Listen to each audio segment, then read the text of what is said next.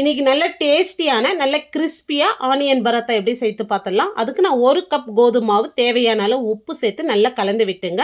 இப்போ கொஞ்சம் கொஞ்சமாக பால் சேர்த்து பிசைந்து எடுத்துங்க. பாலுக்கு பதில் நீங்கள் தண்ணி கூட சேர்த்து பிசைந்து எடுத்துக்கலாம். பூரிக்கு பிசைகிற மாதிரி மாவு நல்லா டைட்டாக பிசைந்து எடுத்துக்கலாம். இப்போ கொஞ்சமாக எண்ணெய் சேர்த்து நல்லா பிசைந்து எடுத்துட்டு அரை மணி நேரம் நல்லா ஊறட்டும்.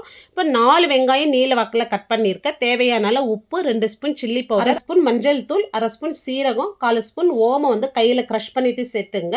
இப்போ 1 ஸ்பூன் வந்து கசூரி மேத்தி, 3 டேபிள் ஸ்பூன் கடலை மாவு சேர்த்துருங்க. இப்போ இது கூடவே 1/2 ஸ்பூன் லெமன் ஜூஸ், இதோட பொடியே நறுக்குனா கொத்தமல்லி சேர்த்துலாம். தண்ணி எதுவும் சேர்க்காதீங்க, அப்படியே பிசைந்து எடுத்துங்க. இப்போ மசாலா பாருங்க கரெக்டாக இருக்குது நம்மளுக்கு. இப்போ மாவு வந்து நல்லா ஊறி இருக்கு. தேவையான அளவு மாவு எடுத்து கொஞ்சம் திக்காக தேய்ச்சி எடுத்துக்கலாம். இப்போ இதுக்கு மேலே கொஞ்சமாக ஆயில் அப்ளை பண்ணிக்கின்னு நம்ம ரெடி பண்ண மசாலா வந்து ஃபுல்லாக ஸ்ப்ரெட் பண்ணிங்க. இப்போ இன்னொரு சப்பாத்தி இதுக்கு மேலே வச்சுட்டு இந்த மாதிரி சைடெல்லாம் இந்த மாதிரி ப்ரெஸ் பண்ணி விட்டு கட் பண்ணி எடுத்துங்க. இப்போ வீடியோவில் வந்து நான் எப்படி ரோல் பண்ணணும் அதே மாதிரி நல்லா ரோல் பண்ணிட்டு இதுக்கு மேலே வந்து கொஞ்சமாக வந்து மாவு சேர்த்துட்டு பொடியே நறுக்குனா கொத்தமல்லி சேர்த்து இந்த மாதிரி தேய்ச்சி எடுத்துங்க. ரொம்ப மெலிசாலாம் வராது, திக்காக தான் வரும். தவால கொஞ்சமாக எண்ணெய் சேர்த்துட்டு இதை சேர்த்துருங்க.